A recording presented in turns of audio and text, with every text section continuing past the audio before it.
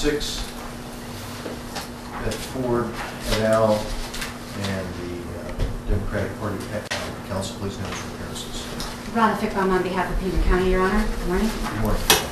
Kristen Close on behalf of Pima County Treasurer Beth Ford, Your Honor. Good morning. Good morning. Bill Risner on behalf of the Libertarian Party. And I actually think the Democratic Party is not that party. Thank you. You're correct. Okay, good morning to you as well. Ms. Fickbaum, it's your motion. You ready to proceed? I am, Your Honor. Thank you. You may. We come before you today on an issue that has not yet been addressed by any court, despite the opposition to my motion's assertion to the contrary, that the Court of Appeals did state that the Libertarian Party's counterclaim stated an actionable claim for injunctive relief.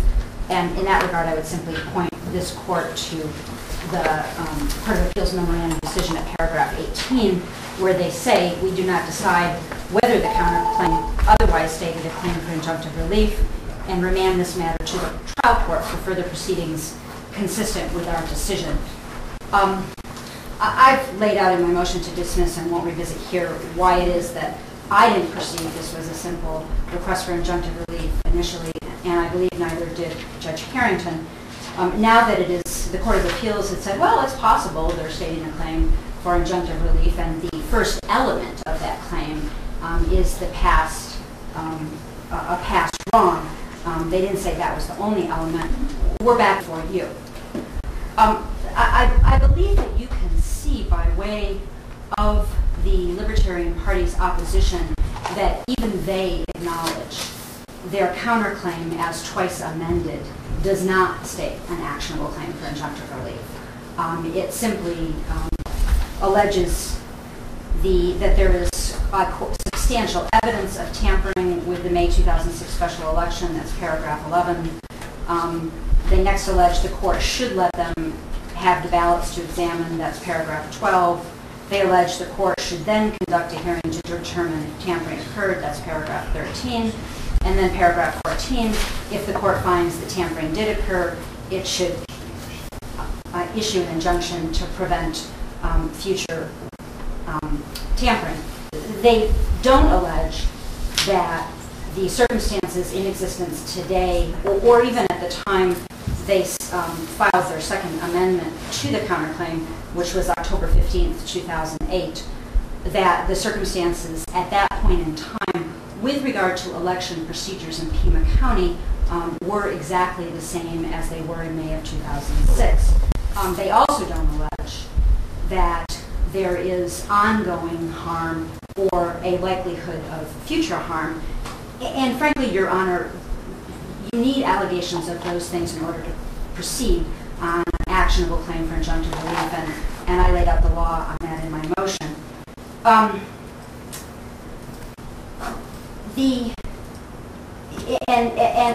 To emphasize that point, I've pointed out a fact that's a matter of public record. Everyone knows we've had a number of elections, including some really important elections. The 2008 primary and 2008 general elections, where we elected our last president, occurring since May of 2006.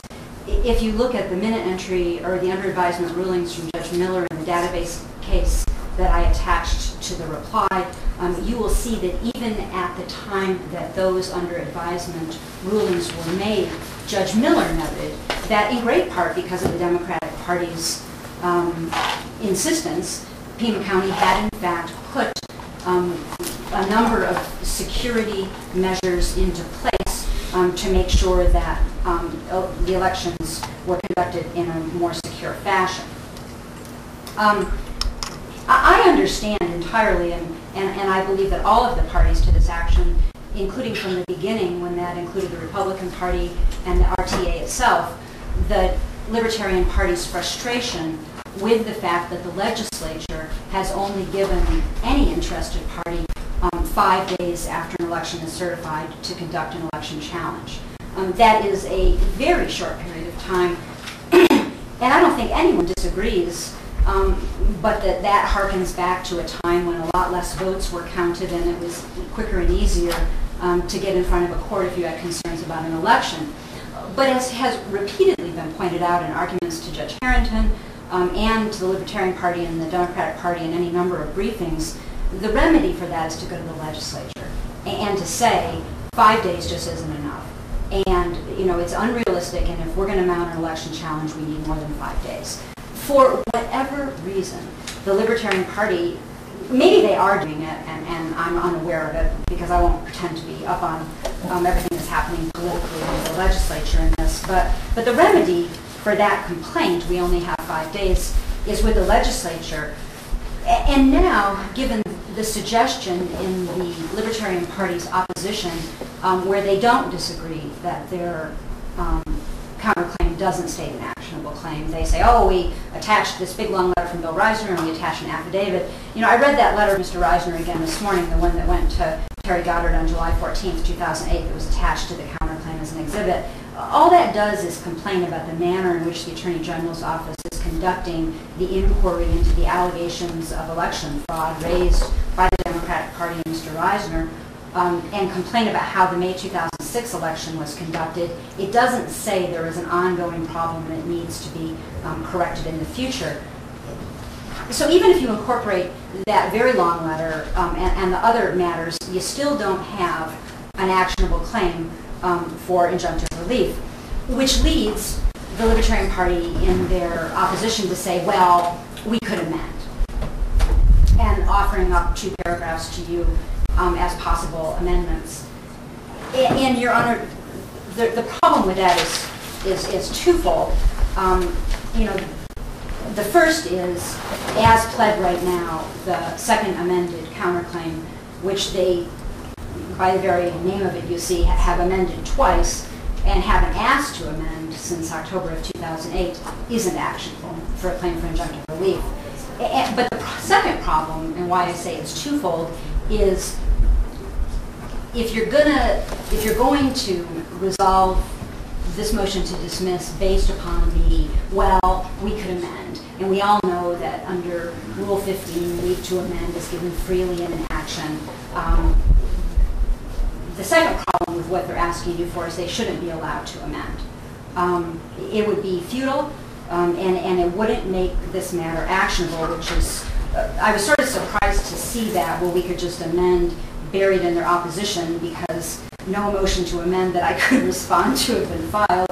So I guess that my reply is something of an opposition to their motion to amend that's buried in the opposition. And if the court is inclined, certainly they should have the opportunity to come forward to do a reply in support of their motion to amend if you're going to consider their opposition as a motion.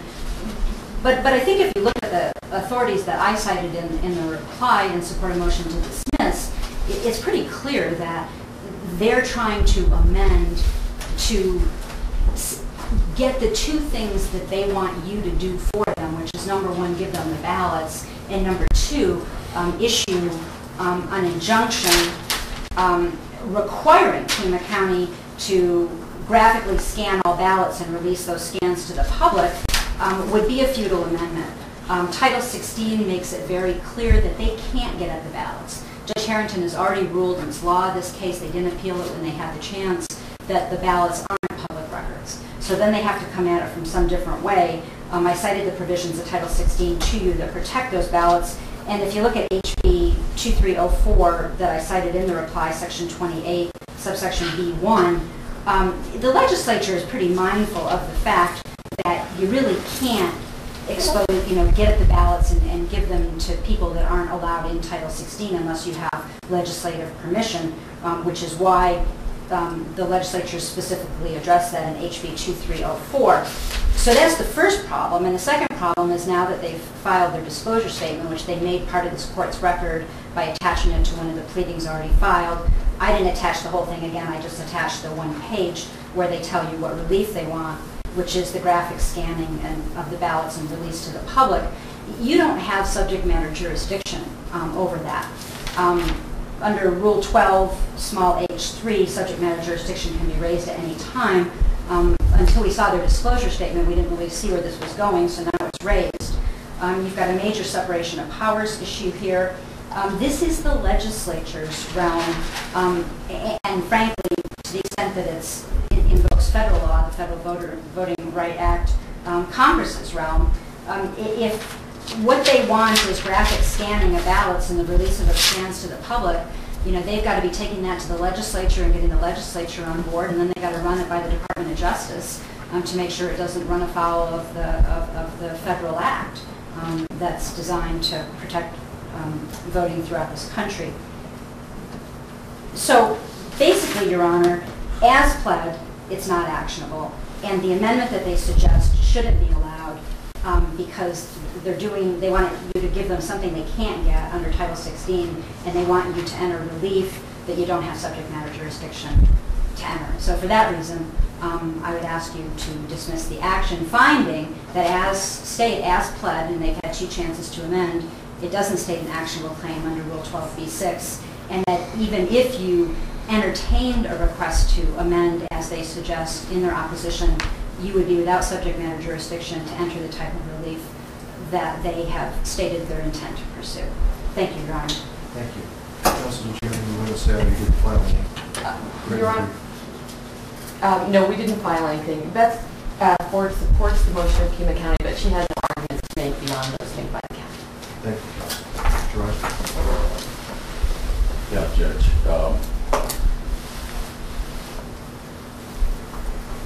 The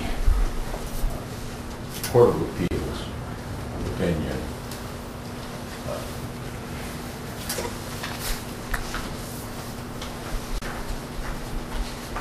is, I think, pretty clear.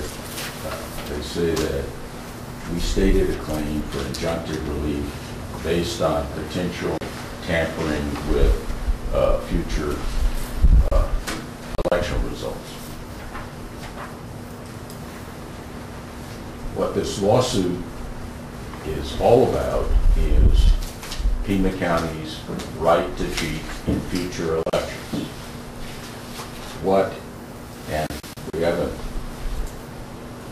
seen their answer yet because of the motion, but the motion at this stage requires that it be accepted as true, everything we allege.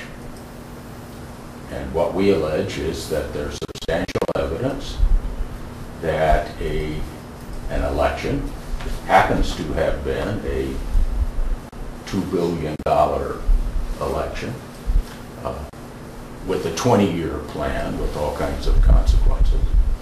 But what we've alleged is that there's substantial evidence that Pima County rigged that election, that it was a fraudulent result. The problem is that they're using a computer system where it is easy to cheat. It is easy to rig an election. And there's nothing that anybody can do about it because you can never catch them within 5 days or 10 days or 2 weeks. That's the situation. And what we've initially came to court about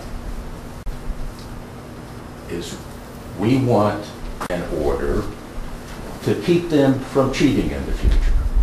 There are a variety of steps that this court can take that will prevent cheating. And this court does have jurisdiction to see that the Constitution is followed in Arizona. This court does have jurisdiction to enter an order ultimately that will protect the purity of elections in Arizona, protect democracy in Arizona, protect the people in Pima County from the county utilizing a system that enables it to cheat. And Pima County uses the same system with the same defects, with the same management, with the same personnel. They may have made changes. It may not be exactly the same before. And I suppose when we get to the answer, Pima County can come in and explain how the system that they're operating now is one where they can't cheat, and is one where we would be able to catch them cheating. That may come down the line. What we've alleged so far, and what we've alleged in the case, is precisely that. Now, Pima County says that I can see why the Court of Appeals had difficulty understanding their argument, because it's bizarre. Their argument is, yes, they've alleged that we've cheated on a massive scale, and they've alleged that we have the same system and we can do it again and never get caught. But we've not alleged that that there's a good faith belief that the same people with the same system and the same motive would ever cheat again. It really is, frankly, an absurdity. But if, as counsel for the county points out, in terms of the rules of procedure that we operate under, if this court believes that it is necessary to say people who, defendants who are counter defendants who have rigged an election and defrauded the public, that in spite of that, someone needs to say that there's a good faith belief, then I have proposed to specifically say counterclaimants have a good faith belief that any election can be fraudulently rigged in Pima County without the counterclaimant or any elector being able to contest the election. So we are absolutely prepared to prove that, in addition to proving that they fraudulently rigged the first election. But because of our understanding of the system, and as the case is proceeding, I've added another paragraph which was part of the disclosure statement, and really goes in a way to the heart of the situation. The problem for the public is that this system is so insecure. And I pointed out that at a prior trial, Chris Straub, who's the attorney for Pima County, in his opening statement specifically told the court, specifically told this court in front of Judge Miller, look, he says, we agree that this system is insecure. We agree that you can do anything. We agree that you'll only catch stupid crooks. This is Pima County's, what they said are the facts that they agree with. And it's true. The problem is that any election can be rigged. So what we additionally want to make it clear, and we put it in the disclosure statement, and in fact I think that's one of the pages she attached, is we additionally want to put on evidence to the court, look, here's how, ultimately, here's how elections are conducted, and here's how the software works. And here's how it's easy to cheat. And here's how they can do it again and again and again, and you can never catch them. You know, that's really the heart of this case, and it is child's play. There's the system that Pima County uses at every precinct where you go and vote. There's a Diebold optical scanner. Every ballot is fed through an optical scanner, and at the end of the day, the polls close, machines turn off, they say, okay, print out the results. And it'll say, in this precinct there were 342 votes. This candidate got this one, this candidate got this one. Those results, and the results from this memory card are the official results. Because it's Arizona law that you can't look at paper ballots. Never, ever, ever, in terms of this election contest, can you count paper ballots. You can order later that we examine these paper ballots, but you can't count the paper ballots. And there's no audit. For county elections, for the Board of Supervisors, no audits. Whatever that says must be accepted. And that memory card can be programmed to print false results. And you program it with a machine that Pima County bought. We're going to present evidence, and it's already under oath. The one guy in Pima County says, yeah, I bought it. I used the machine to get it to print false results. I could get it to print false results. There's no question. It's a nationwide known problem. The computer software can be rigged in ways to count falsely. This is a problem. This is a problem for every single person in Arizona. This is a problem in a society that has determined that they will resolve issues, elect candidates, deal with things based on who gets the most votes. You got to be able to determine who gets the most votes and how, and have it in a system that not only is correct, but a system that people can rely on because they know that it's correct. Now, I don't think in a motion to dismiss we need to determine whether or not our scanning procedure is going to work or not, or whether other orders that the court will be asked to enter will protect the purity of elections.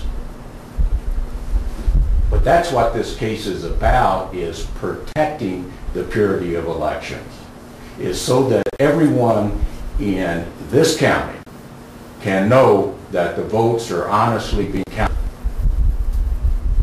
And it really is mind-boggling to see Pima County coming in and saying they haven't specifically alleged, even though we just cheated once. You know, it's on page 10, she says, this is phenomenal. She says, now the matter is back before this court. The question is easy. Has the Libertarian Party alleged anything more than a single discrete incident of past wrongdoing, and its desire to maybe have the court enjoin a repeat? Well, the single discrete incident of past wrongdoing was a $2 billion election. And there's no maybe. We do want the court to require procedures that will prevent a repeat of that. And Pima County, once before, has been in front of a court in this building and convinced the judge that the court has no jurisdiction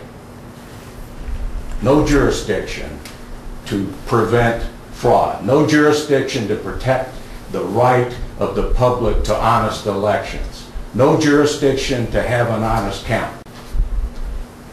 But the Court of Appeals said, wrong. This court does have jurisdiction. This is the place we need to be.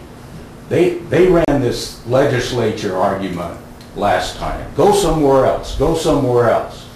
But we know where we need to be. We know where we can put on evidence, and we know where a court has jurisdiction, and it's right here. And it's important to the people in this county that we be able to put on facts. It's important that we be able to educate you on how elections are conducted, how this system works, what the defects are. If they say they've made changes, what have those changes been? Do those changes resolve the problem? Do those changes mean that we rely on the results? Those are the things that are important in this case, and we need to proceed, and the public needs for you to allow us to proceed, because there are important things happening in this country, in this state, in this county, and we need to work on these things together.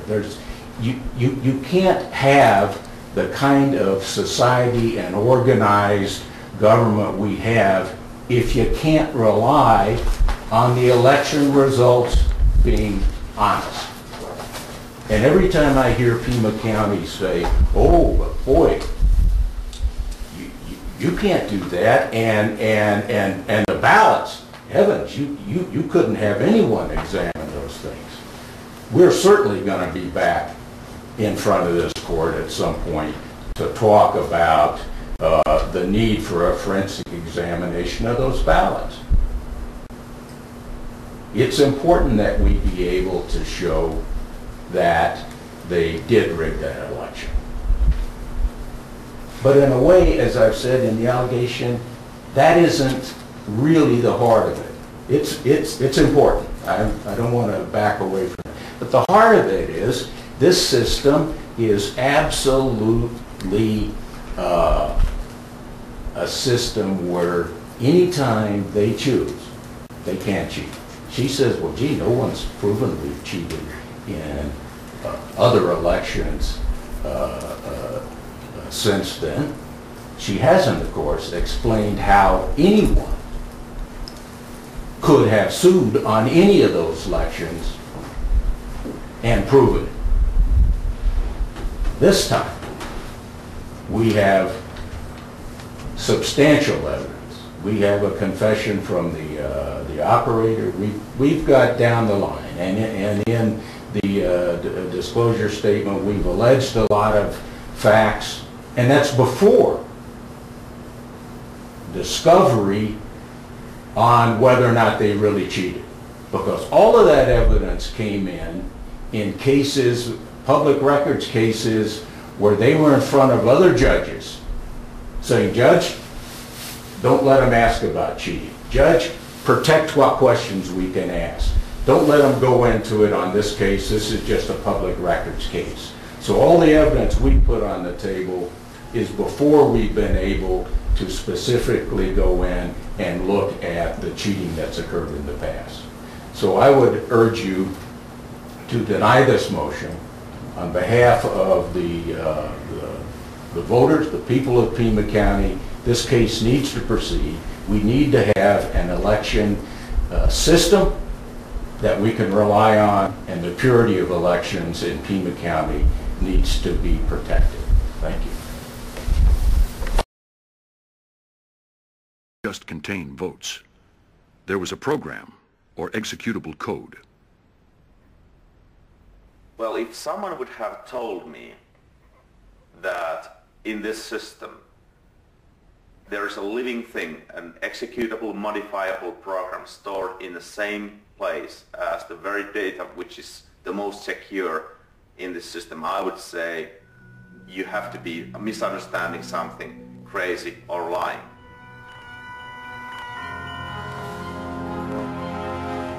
Hari wrote a report for black box voting, warning that this program, lurking in the memory card, could be used to change the result of an election. What happened after that was that Diebold basically dismissed and stonewalled the report. Diebold sent letters to officials across America denying that there was any executable code on the memory cards.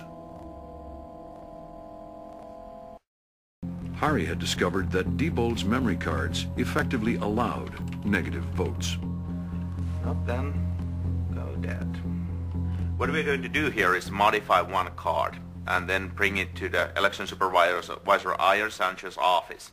Plug it as the real card in any election to the real election system and run ballots through, and that's the same system which have been used in a number of previous elections. And we'll see that what is the power in the ballot box. This should be just an empty box containing the votes, but it has more capabilities than that. So it's a very simple process. You just add the card in, you run the rewrite program, tell where to find the scanner, and tell exactly what file you want to be put in, and off it goes. Hari's hack is a variation on stuffing the ballot box before anyone has voted. But this is always suspicious because you end up with more votes than voters. So Hari used 5 negative votes for one candidate and then gave the other one 5 positive votes. So as people cast their ballots, the total number of votes always equals the total number of voters. But was Hari right?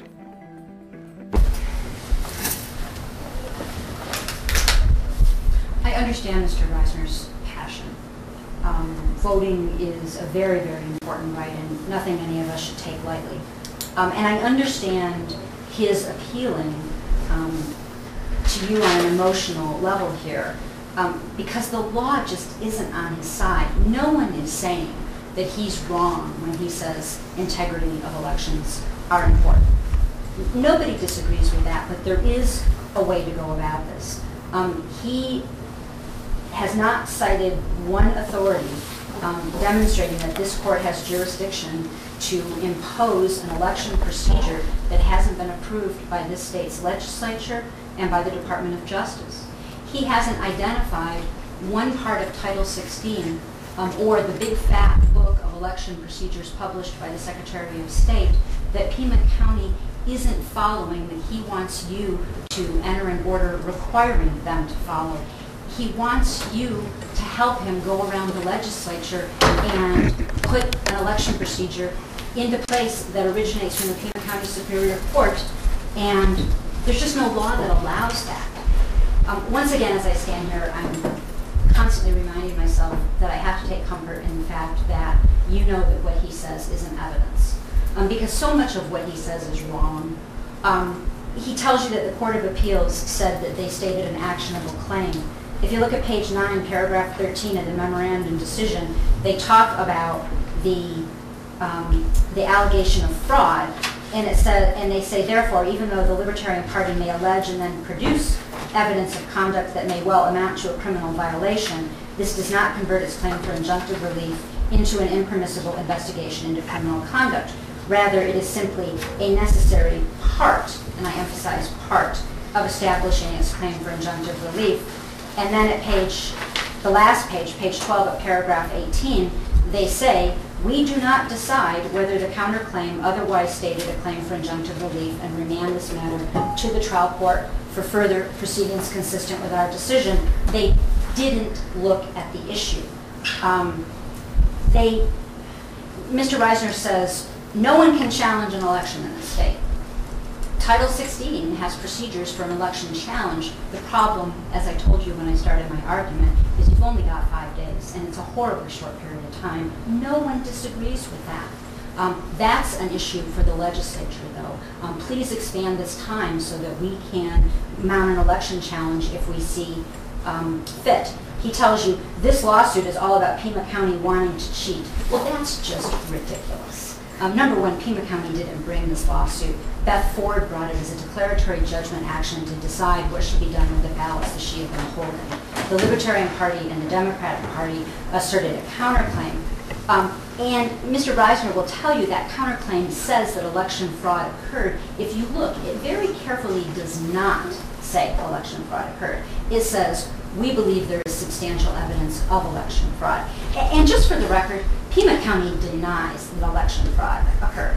But that isn't the issue in front of you. Pima County has witnesses to controvert the disgruntled former employee that they came up with. But I don't think you need to go there. This isn't about you resolving the issue of whether or not election fraud occurred. Please don't be swayed by Mr. Risner taking Chris Straub's opening statement or closing statement, I forget which it was, in the database action out of context. Mr. Straub was very concerned with security issues that would happen if that database were made public. And Judge, just so for a little context, here is why.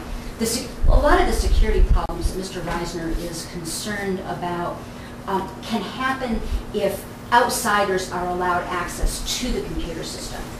And Mr. Straub's concern was they wanted all this database released. And he was like, if you release that, then everybody in the world is going to get a look at the computer program, and that's going to make things really insecure. The way Pima County takes care of that is restricting who has access to the computer program when it's being run. If you look at the December 18th, 2007 under advisement ruling that I attached to the reply that Judge Miller entered in case number C20072083 at page 18, in the second to last paragraph, he talks about Chuck Huckleberry coming and offering evidence in front of him. And he says, Mr. Huckleberry has praised and adopted a number of the physical and personnel recommendations made by the Democratic Party. The continuing interest of the Democratic Party in this area has spurred election officials to conduct internal reviews that have resulted in improvements that are independent from the recommendations made by plaintiff. That's as of December 18th, 2007. And Mr. Risner can't stand here with a straight face and tell you that since then, any number of other procedures haven't been put into place, including Pima County giving the sheriff this crop scanner that he keeps making much about and telling him, destroy it, we don't want it. I mean, it doesn't exist anymore. He's trying to approach this on an emotional pitch, which is something that should tug at all of our heartstrings because the integrity of elections is important.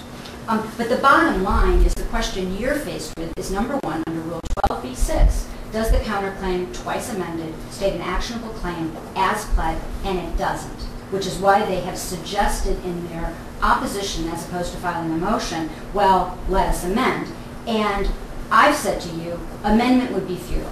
Title 16 doesn't allow them access to the ballots. Mr. Risner stands up and says, you bet, Judge, I'm going to be coming to you and asking you for those ballots. Does he tell you one legal authority that might allow you to give him access to the ballots? And the answer to that is no, and the reason is because that authority doesn't exist. And it's contrary to what's in Title 16, it's contrary to what's in the House bill that I quoted in the reply. Does he come forward and tell you, Judge, here's a United States Supreme Court case that says a trial court in any state can put into place election procedures that it creates on its own or with a party in order to protect elections from fraud as opposed to going through the legislature, through Congress, and through the Department of Justice. That law doesn't exist.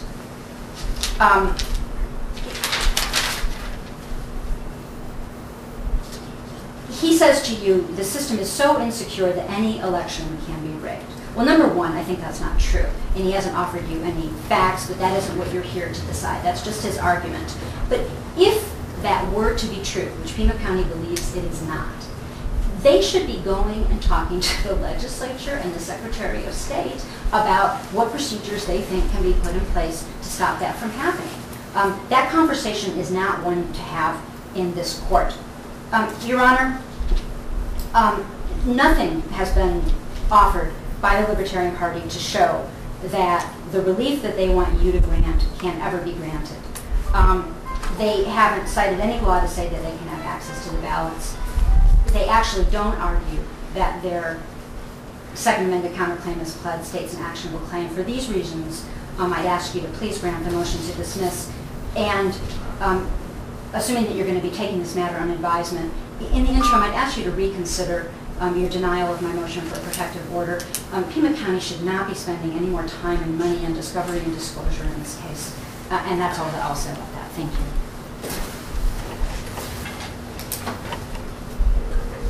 All right, so you're right, I am going to take it under advisement. I'll get a ruling out to you as quickly as I can. All right, that was adjourned. Thank you. Thank you, Your Honor.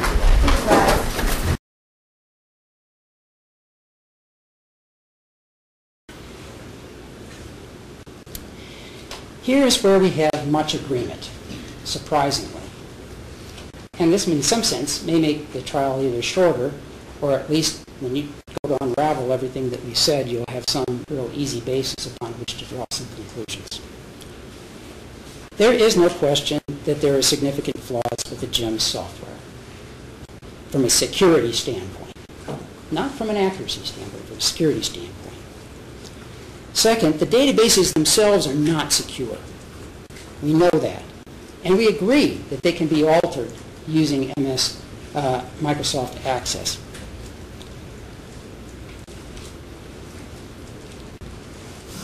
We know that these databases are essential for programming the memory cards of the machines. Why anybody would want to have this kind of insecure software out in the public domain, however, is something that is beyond us. We don't understand, I mean, certainly we understand the need for transparency, but surely there must be a balance for security as well. And the problem here that we have, and I don't think there's any disagreement about this among the experts in some sense, is that, gee, if this software is really that vulnerable, we should get a new system. Well, that might be good in a perfect world, but Judge, neither you, nor me, nor Mr. Risner, nor anybody in this courtroom right here is going to be able to affect that change.